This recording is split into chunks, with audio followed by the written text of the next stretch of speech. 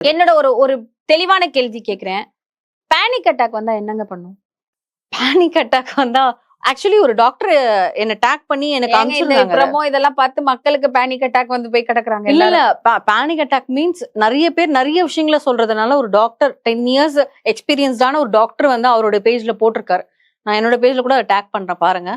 10 வருஷம் எக்ஸ்பீரியன்ஸ் ஆன நான் சொல்றேன், ஒரு பேனிக் அட்டாக் வந்தாலோ ஃபிக்ஸ் வந்தாலோ மேக்சிமம் அப்சர்வேஷன் 4 hours இன் ஹாஸ்பிட்டலைஸ் இருந்தே ஆகணும் அப்படிங்கிறது ஒரு டாக்டரோட அட்வைஸ். அண்ட் ஏன் அந்த பேனிக் அட்டாக் வந்ததுன்றதுக்கு ஒரு இது இருக்கணும், அவங்க காம்னஸ் ஆகணும்ன்றது. ரெண்டாவது வந்து ஃபிக்ஸ் வருது அப்படின்னா அது அப்சர்வேஷன் வச்சு ஃபிக்ஸே இல்லன்னு விஜய் சார் சொல்லிட்டு ஃபிக்ஸ் இல்ல பட் அந்த டாக்டர் அப்படி போட்டிருந்தாரு.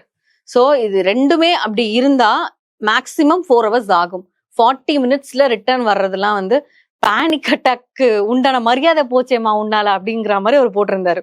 So karma is a boomerang Sandra, கூடிய சீக்கிரம் நீங்க அதை பாப்பீங்க அப்படிங்கிற அளவுக்கு போட்டிருக்காங்க. அப்படின்னா டாக்டரே அப்படி போடுறாருன்னா நம்ம அதுக்கு மேல என்ன பேச முடியாது. டாக்டர் போட்டிருக்காரு. ஆமா, நான் ஒரு பேஜ் உங்களுக்கு டாக் பண்ணி கொடுக்குறேன், நீங்களே பாருங்க.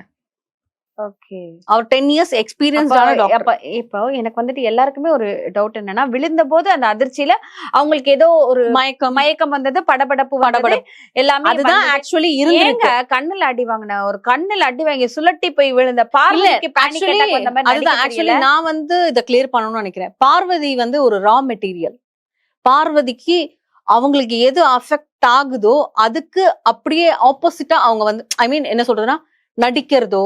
இப்ப உதாரணத்துக்கு இந்த கண்ணுல அடிப்பட்ட விஷயமே எடுத்துக்கலாம். அதை வந்து ஆக்சிடென்டா தான் அது நடந்தது. கண்ணுல அடிப்பட்டதுன்றது ஆக்சிடென்டா நடந்தது. ஆனா அதுக்கு அடுத்து செகண்ட் ரவுண்ட்ல அவங்க வரும்போது வாண்டடா இவர் தள்ளி விட்டதுதான் அவங்களுக்கு ஹர்ட் ஆச்சு. கண்ணுல அடிப்பட்டும் வந்தாங்களேன்னு சொல்லி எல்லாருமே பாராட்டினாங்க. அதுக்கப்புறமாவும் வாண்டடா இவர் தள்ளி விடும்போது அதையே ஹோஸ்ட் வந்து அதை ஒரு வார்னிங் கார்டோ ஒரு ஸ்ட்ரைக் கார்டோ கொடுக்கலன்றதுதான் என்னுடைய கேள்வியா இருந்தது.